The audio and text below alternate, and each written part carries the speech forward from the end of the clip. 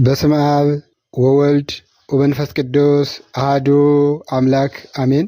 ከጥር 12 እስከ ጥር 18 ባሉት ዕለታት ዕለተ ሰንበት በሚሆንበት ጊዜ መዝሙሩ ሆረ ኢየሱስ የሚለው ሲሆን በቅዳሴው ላይ የሚነበቡ ምንባባት፣ የሚሰበክ ምስባክና የዕለቱ ቅዱስ ወንጌል ይህ ነው። ገባሬ ሰናይ ዲያቆን ወይም አንደኛ ዲያቆን የሐዋርያው ቅዱስ ጳውሎስ መልእክት ወደ ዕብራውያን ምዕራፍ 2 ከቁጥር 1 እስከ 11፣ ሁለተኛ ዲያቆን ወይም ንፍቅ ዲያቆን አንደኛ ዮሐንስ መልእክት ምዕራፍ 5 ከቁጥር 1 እስከ 13፣ ሁለተኛ ካህን ወይም ንፍቁ ቄስ የሐዋርያት ሥራ ምዕራፍ 10 ቁጥር 34 እስከ 39። በቅዳሴው ላይ የሚሰበከው የዕለቱ ምስባክ እስመ መምህረ ሕግ ይሁ በረከተ ወይሐውር እምኃይል ውስተ ኃይል ወያስተርኢ አምላከ አማልክት በጽዮን እስመ መምህረ ሕግ ይሁ በረከተ ወይሐውር እምኃይል ውስተ ኃይል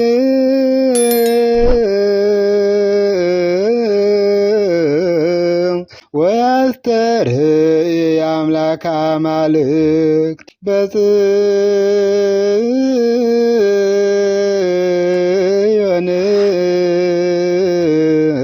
እስመ መምህረ ሕግ ይሁ በረከተ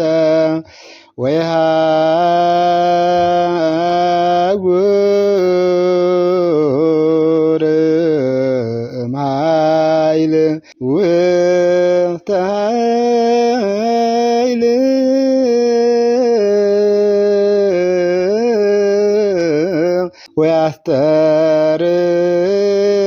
ወያስተርኢ አምላከ አማልክት በጽዮን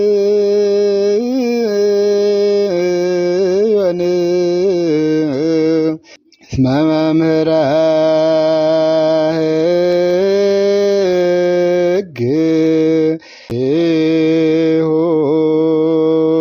በረከተ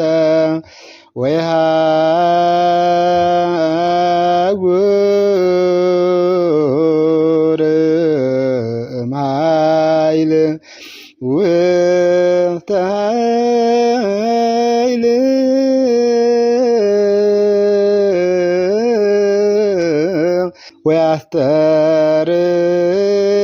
ወያስተርኢ አምላከ አማልክት በጽዮን።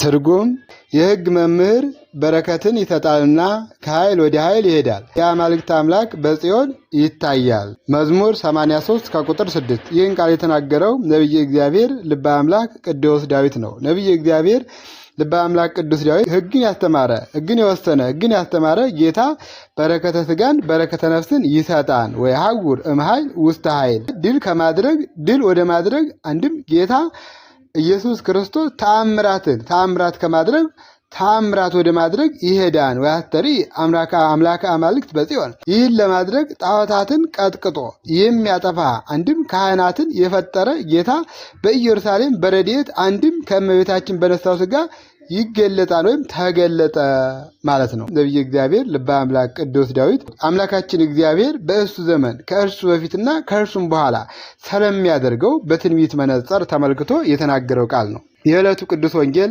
የቅዱስ ዮሐንስ ወንጌል ምዕራፍ 2 ከቁጥር 1። በሦስተኛው ቀን በገሊላ ቃና ሰርግ ነበር። የኢየሱስ እናት በዚያም ነበረች። ኢየሱስም ደቀ መዛሙርቱም ወደ ሰርጉ ታደሙ። የወይን ጠጅ ባለቀ ጊዜ የኢየሱስ እናት የወይን ጠጅ እኮ የላቸውም አለችው። ኢየሱስም አንቺ ሴት ከአንቺ ጋር ምን አለኝ? ጊዜ ገና አልደረሰም አላት። እናቱም ለአገልጋዮቹ የሚላችሁን ሁሉ አድርጉ አለቻቸው። አይሁድም እንደሚያደርጉት የማንጻት ልማድ 6 የድንጋይ ጋኖች በዚያ ተቀምጠው ነበር። እያንዳንዳቸው 2 ወይም 3 እንስራ ይይዙ ነበር። ኢየሱስም ጋኖቹን ውሃ ሙሏቸው አላቸው። እስከ አፋቸው ሙሏቸው አላቸው። እስከ አፋቸውም ሞሏቸው። አሁን ቀርታችሁ ለአሳዳሪው ስጡት አላቸው። ሰጡትም። አሳዳሪውም የወይን ጠጅ የሆነውን ውሃ በቀመሰ ጊዜ ከወዴት እንደመጣ አላወቀም። ውሃውን የቀዱት አገልጋዮች ግን ያውቁ ነበር። አሳዳሪው ሙሽራውን ጠርቶ ሰው ሁሉ አስቀድሞ መልካሙን የወይን ጠጅ ያቀርባል፣ ከሰከሩም በኋላ መናኛውን፣ አንተስ መልካሙን የወይን ጠጅ እስካሁን አቆይተሃል አለው። ኢየሱስ ይህን የምልክቶች መጀመሪያ በገሊላ ቃና አደረገ፣ ክብሩንም ገለጠ። ደቀ መዛሙርቱም በእርሱ አመኑ። ከዚህ በኋላ ከእናቱና ከወንድሞቹ ከደቀ መዛሙርቱ ጋር ወደ ቅፍርናሆም ወረደ። በዛም ጥቂት ቀን ኖረ። ይህ ወንጌል የሚያስረዳን በቃና ዘገሊላ ጌታችን መድኃኒታችን ኢየሱስ ክርስቶስ በዶኪማስ ቤት ተገኝቶ ያደረገውን ተአምር የሚያስረዳን ነው ማለት ነው። በሦስተኛው ቀን በቃና ዘገሊላ ሰርግ ነበር ይለናል። እንግዲህ በዚህ ሰርግ ጌታችን መድኃኒታችን ኢየሱስ ክርስቶስ እናቱ ድንግል ማርያምና ደቀ መዛሙርቱ እንደታደሙ ከእድምተኛው ብዛት የተነሳ ዶኪማስ የወይን ጠጅ እንዳለቀበት የወይን ጠጅ አልቆ እንግዲያው እየገባ እንግዲያው እየጎረፈ በነበረበት ሰዓት የወይን ጠጅ መሀል ላይ ሲያልቅበት ግንባሩ ሲቋጠር ፊቱ ሲጣቆር የተመለከተች እናታችን ቅድስት ድንግል ማርያም ሁሉን ማድረግ ወደሚቻለው ወደ ልጇ ወደ ኢየሱስ ክርስቶስ ጠጋ ብላ ወይንኬ አልቦሙ ወይን እኮ አልቆባቸዋን አለችላል። አንተ የምታደርገውን አድርግ ብላ እመቤታችን ቅድስት ድንግል ማርያም ጠየቀችው፣ ማለደችው፣ ለመነችው ይላል። በእውነቱ ጌታችን መድኃኒታችን ኢየሱስ ክርስቶስ የወይን ጠጅ ማለቁን ሳያውቅ ቀርቶ ሳይረዳ ቀርቶ ሳይሆን መጠየቅ፣ ማማለድ የእመቤታችን የቅድስት ማርያም ድርሻ ሁሉን ነገር ማድረግ የእሱ ድርሻ መሆኑን ለማጠየቅ ጌታችን መድኃኒታችን ኢየሱስ ክርስቶስ ዝም ብሎ ይመለከት ነበር። ጌታችን መድኃኒታችን ኢየሱስ ክርስቶስ አንቺ ሴት ከአንቺ ጋር ምን አለኝ ጊዜ ገና አልደረሰም አላት ይለናል። ይህ ቃል በእውነቱ ብዙዎችን እያሰናከለ ብዙዎች እየተሰነካከሉበት ይገኛል። ጌታችን መድኃኒታችን ኢየሱስ ክርስቶስ አንቺ ሴት ከአንቺ ጋር ምን አለኝ ጊዜ ገና አልደረሰም፣ አንቺ ሴት ከአንቺ ጋር ምን አለኝ ጊዜ ገና አልደረሰም ስላለ መናፍቃንና አላዋቂዎች ይህን ቃል እየጠቀሱ እናቱ ድንግል ማርያምን አንቺ ሴት ከአንቺ ጋር ምን አለኝ ብሎ አቃለላት ብሎ ይጠቅሳሉ። አስተውሉ ምዕመናን፣ ትርጉሙ ግን እንዲህ አይደለም። ከአንቺ ጋር ምን አለኝ ጊዜ ግን አልደረሰም ካላት በኋላ እመቤታችን ቅድስት ድንግል ማርያም ምን አለች? ግበሩ ዘይቤለክሙ የሚላችሁን ሁሉ አድርጉ። እናታችን ቅድስት ድንግል ማርያም ጥያቄዋን ተቀብሎ እንደሚያደርግላት ተረድታ የሚላችሁን ሁሉ አድርጉ አለች። የሚላችሁን ሁሉ አድርጉ አለች። በሰርጉ ቤት ተደርድረው የነበሩትን 6ቱን ጋኖች እስከ አፋቸው ድረስ ውሃ ሙሏቸው አለ። እያንዳንዱ ጋን ከ2 እስከ 3 እንስራ የሚይዝ ነበርና እስከ አፋቸው ድረስ ውሃ ሙሏቸው አለ። እስከ አፋቸው ድረስ ውሃ ተሞሉ። ከዚህ በኋላ ቅዱና ለሊቀ መርፋቁ ለሰርግ ቤቱ አስተናባሪ ለሊቀ መርፋቁ ለሰርግ ቤቱ አስተናባሪ ቅዱና ሰጡት አለ። በዚህ ጊዜ ቀርተው ለሊቀ መርፋቁ ሲሰጡት ጤሞ አንከረ ሊቀ መርፋቅ ቀምሶ አደነቀ ይላል። የሰርጉ አስተናባሪ ይህ ወይን ከየት እንደመጣ እንዴት እንደሆነ አያውቅም ነበርና ዶኪማስን ጥሩት አለ ይላል። ዶኪማስ ተጠራ።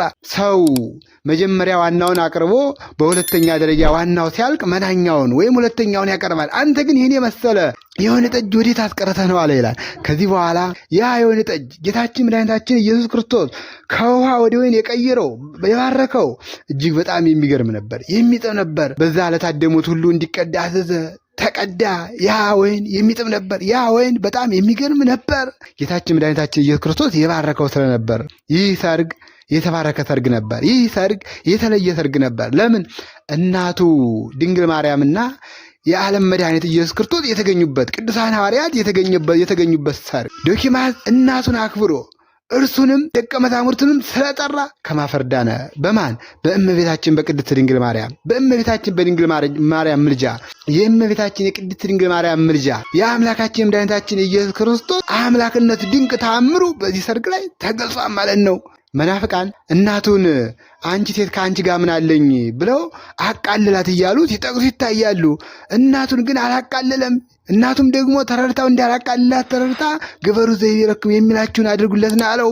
አንቺ ሴት ከአንቺ ጋር ምን አለኝ፣ ከአንቺ ጋር ምን አለኝ የሚለውን በተለያዩ የመጽሐፍ ቅዱስ ክፍል ስንረዳው ስንመለከት ቅዱስ ማቴዎስ ወንጌል ምዕራፍ 8 ከቁጥር 29 ላይ ስንመለከት ጌታችን መድኃኒታችን ኢየሱስ ክርስቶስ ከቦታ ቦታ እየተንቀሳቀሰ በሚያስተምርበት ሰዓት ወደ ጌርጌሴኖን ሲሄድ በዛ በመቃብር ውስጥ የሚኖሩ 2 አጋንንት ያደረባቸው ሰዎች ነበሩ። በዛም ሰዎችን አያሳልፉም ነበር። ለሚያልፈው ለሚወጣው ለሚወርደው አስቸጋሪ ነበሩ። በዚያ ጊዜ ጌታ ኢየሱስ ክርስቶስ ወደዛ ቦታ ሲሄድ የእግዚአብሔር ልጅ ኢየሱስ ክርስቶስ ሆይ ከአንተ ጋር ምን አለን? ጊዜያችን ሳይደርስ ልታጠፋን መጣን እያሉ ጮሁ ይላል። ታዲያ ከአንተ ጋር ምን አለን ሲሉ እነዚህ አጋንንት ጌታ ኢየሱስ ክርስቶስን አቃለሉት ማለት ነው? አይደለም። ከአንተ ጋር ምን አለን? ከአንተ ጋር ምን ጠባለን? አንተ ካዘዝከን የማንወጣበት፣ አንተ ሂዱ ካለን የማንሄድበት ምን ምክንያት አለን ማለት ነበር። ጊዜያችን ሳይደርስ ልታጠፋን መጣ እያሉ ጮሁ ይላል። ከአንቺ ጋር ምን አለኝ ማለት ለአንቺ የማላደርገው አንቺ አዘሽኝ፣ አንቺ ለምለሽኝ፣ በአንቺ ምልጃ የማላደርገው ነገር ምን አለ ማለት ነው። አንደኛ ነገሥት ምዕራፍ 17 ከቁጥር 18 ላይ ነቢዩ ኤልያስን ያቺ ልጇ የሞተባት ባልቴት ልጇ የሞተባት የእግዚአብሔር ሰው ሆይ ከአንተ ጋር ምን አለኝ? አንተ ቅዱሱ፣ አንተ የጻድቁ የእግዚአብሔር ሰው በእኔ በኃጢአተኛዋ ሴት መጥተህ ልጄ እንዲሞት አደረግክብኝ። እኔ እኮ ኃጢአተኛ ነኝ፣ አንተ በእኔ ቤት መግባት አይገባህም ነው ያለችው። ስለዚህ ከአንተ ጋር ምን አለኝ ማለት እኔ ከአንተ ጋር ምን ጠባለኝ ማለት እንደሆነ መጽሐፍ ያስረዳና ማን ነው እንግዲህ ጌታችን መድኃኒታችን ኢየሱስ ክርስቶስም ለእመቤታችን ለድንግል ማርያም ከአንቺ ጋር ምን አለኝ ጊዜው ገና አልደረሰም ሲል ለአንቺ የማላደርገው አንቺ ጠይቀሽ የማልሰራው ምን አለ ማለት እንደሆነ መጽሐፍ ያስረዳና ማለት ነውና በእመቤታችን ምልጃ ዶኪማስ ከህፍረት ድኗል። ዶኪማስ ከውርደት ድኗል። የእመቤታችን የቅድስት ድንግል ማርያም ምልጃዋ ዛሬም በዘመናችን ለእኛ ለሁላችን ይሆናል ማለት ነው። እናታችን ቅድስት ድንግል ማርያም ወደ ጌታችን ስትለምን የአምላካችን ቸርነቱ የአምላካችን ምሕረቱ ለሁላችን ይደርሰናል፣ ለሁላችን ይሆንልናል ማለት ነውና የእመቤታችን የድንግል ማርያም አማላጅነት የአምላካችን ቸርነት አይለየን፣ ይቆየን።